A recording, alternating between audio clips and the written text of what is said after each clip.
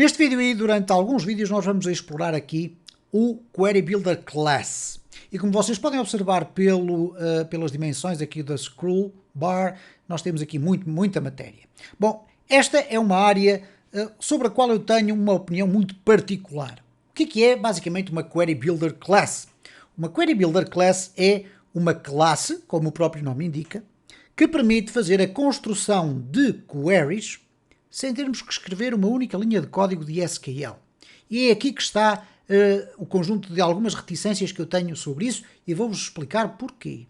Bom, mas em primeiro lugar vamos fazer o enquadramento do que é a Query Builder Class e aqui diz que o CodeIgniter permite-nos o acesso a uma Query Builder Class. Este modelo, vamos lhe chamar assim, permite-nos que a informação seja devolvida, seja inserida, atualizada, isto é, fazer todas as operações de CRUD, que significa Create, Read, Update e Delete, de uma base de dados com o Minimal Scripting, isto é, com um conjunto de codificação mínima.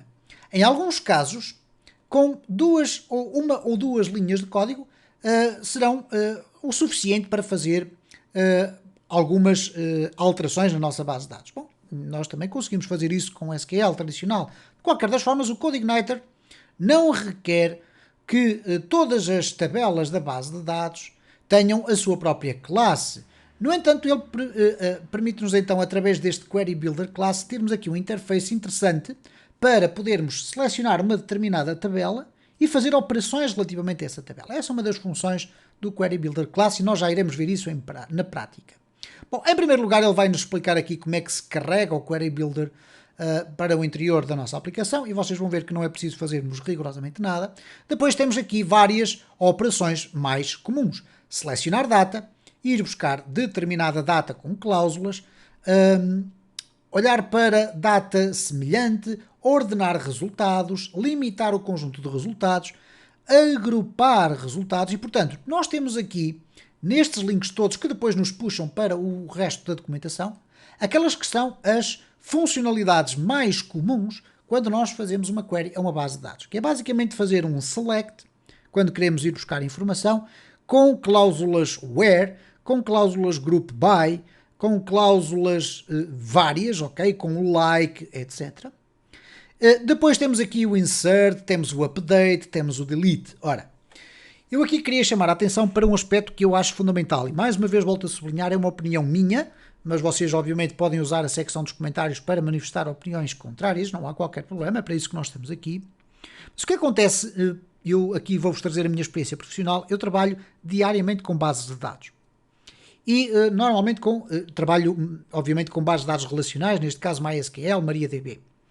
E o que acontece muitas vezes é que quando nós vamos diretamente à base de dados, que está alojada num servidor, e para aceder a essa base de dados nós vamos utilizar um software, no caso do Mac, iríamos utilizar, por exemplo, o SQL Pro, ou no caso do Windows iríamos utilizar o ADSQL, ou o dbViver, enfim, existe um conjunto de softwares. Todos eles funcionam exclusivamente com queries de SQL e, portanto, não têm este Query Builder lá instalado. Então o que é que isto significa na prática? Que se vocês começarem a habituar a utilizar o Query Builder de uma framework para construir as vossas queries, vocês vão acabar por esquecer um pouco a forma como se constroem queries de SQL. Eu acho que isso é prejudicial. Além disso, eu acredito que é praticamente impossível qualquer ORM, como é o caso aqui, vamos lhe chamar um ORM, ok? Não é bem um ORM, mas poderíamos considerá-lo como isso.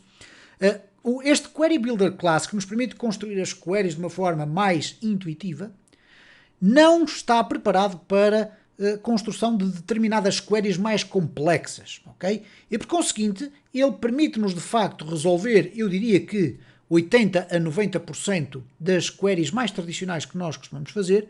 No entanto, se vocês tiverem que se ir embrulhar dentro da panela onde existem os dados na base de dados, então uma Query Builder Class não vos vai ajudar. Vocês têm que continuar a praticar o SQL. Eu peço desculpa por estes minutos em que eu estive aqui a emitir a minha opinião, mas eu acho que é importante salvaguardar isso.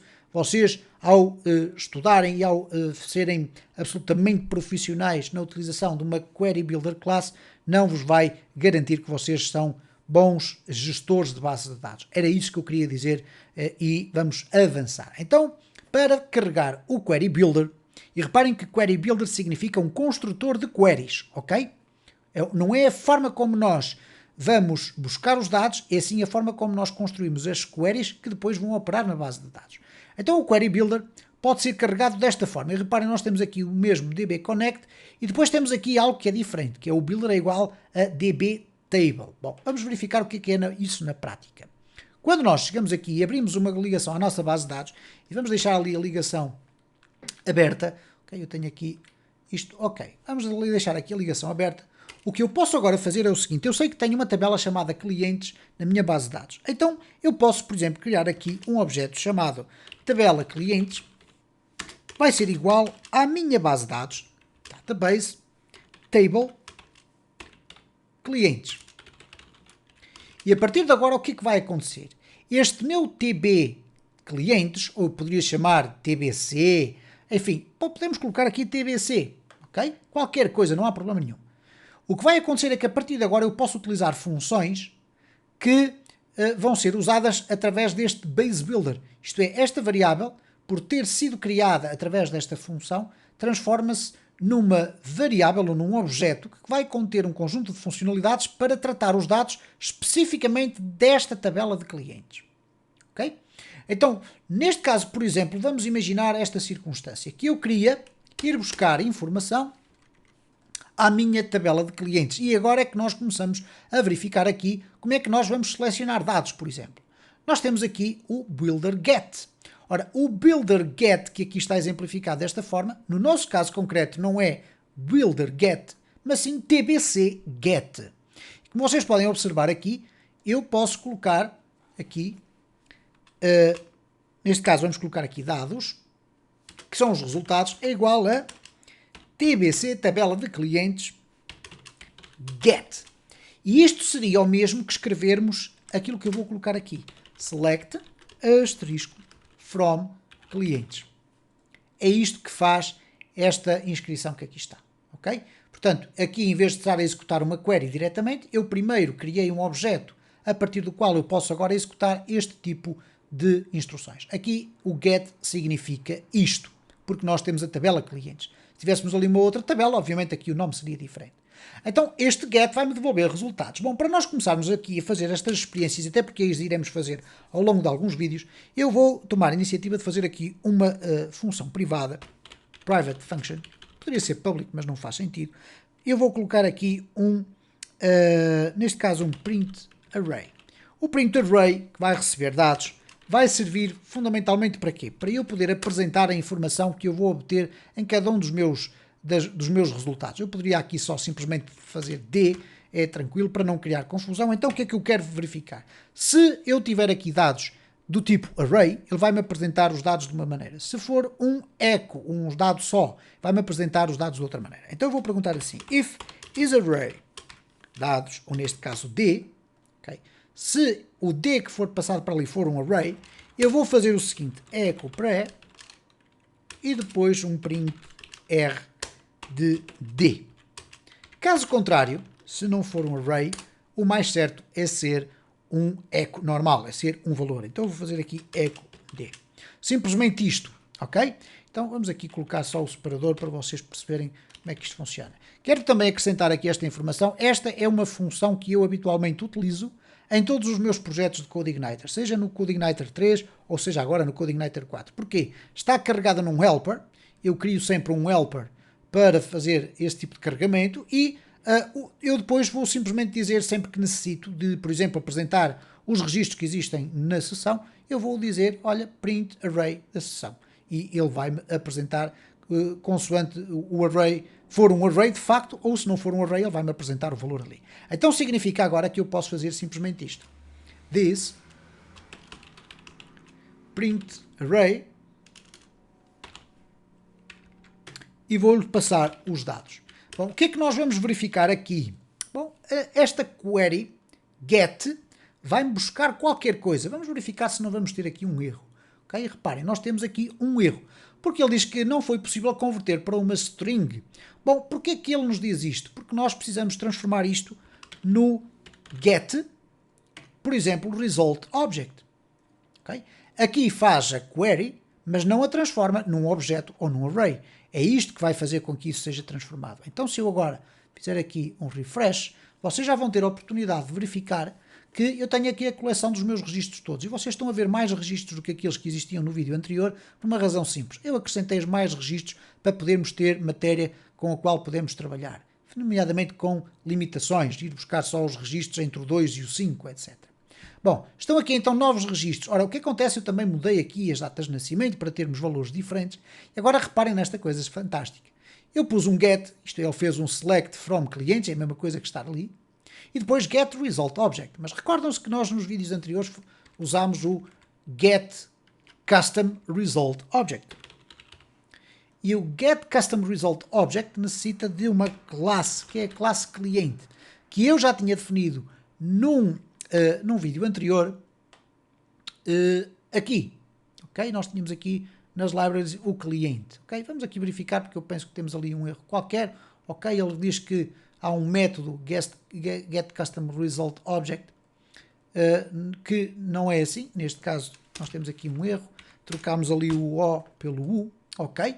Agora sim, reparem que nós temos o get custom result object. Eu quero vos mostrar, no entanto, a diferença entre estes dois resultados. Isto é, o resultado que nós tínhamos anteriormente, que era o get result object, sem ser com a nossa classe, deu-nos este resultado que aqui está. Reparem, querem ver? Peço desculpa porque eu agora vou ter que comentar aqui e descomentar aqui. Ok? Vamos aqui novamente refrescar. Temos aqui as 5 colunas da nossa tabela. Okay? Estas 5. 1, 2, 3, 4, 5. Exatamente por essa ordem. Mas se nós usarmos o exemplo de baixo, reparem na diferença. É que ele vai nos buscar não só as colunas que existem dentro da base de dados, mas também as propriedades que nós definimos dentro da nossa classe. E reparem como a informação é muito mais completa. Porquê? Porque nós na nossa classe calculamos os anos de idade e temos o nome completo, que são os campos que nós adicionamos. E reparem que ele coloca-os, inclusive, antes dos dados que depois vão ser captados a partir da base de dados. Portanto, fica aqui esta referência que é importante. Mas vamos aqui avançar rapidamente. Reparem, nós podemos utilizar o get com alguns parâmetros. E o que é que significa? O primeiro e o segundo parâmetro permitem definir os limites do conjunto de dados que nós vamos buscar. Neste caso, nós estamos a dizer aqui, vamos buscar da linha 10 até à linha 20. Ora, nós não temos aqui valores tão grandes quanto isto, mas temos aqui, por exemplo, do 2 ao 5. Então, eu posso colocar aqui 2 até 5, por exemplo. E agora, nós aqui tínhamos um resultado com 5 dados, ou neste caso com 6, porque o índice começa no 0. Eu agora vou refrescar e reparem o que é que ele me fez. Foi-me buscar apenas um resultado. Bom, há aqui qualquer coisa, um comportamento estranho que eu não estou a ver qual é. Neste caso, ele diz-me o seguinte: o primeiro e o segundo parâmetro permitem-me definir o limite e o offset.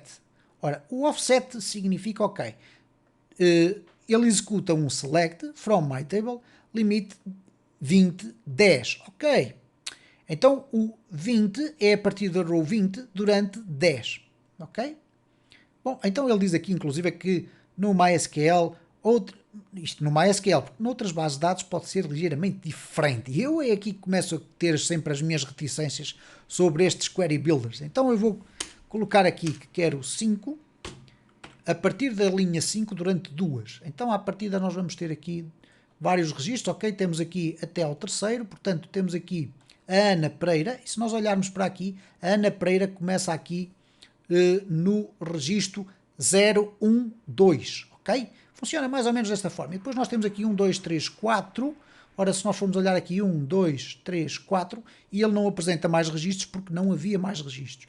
Então, significa que se eu colocar aqui o 0, a partida também irá funcionar, e só colocar aqui o 1, vamos verificar qual vai ser aqui o comportamento. Ok, ele vai-nos buscar, obviamente, o primeiro registro que aqui está, que é o João Silva. Se eu quiser ir buscar apenas o Carlos e a Ana, eu vou dizer que quero, a partir do registro 1, quero 2 rows. 2 rows a começar pela primeira, neste caso por aquela que tem o índice 1 e não é a primeira, é neste caso até a segunda.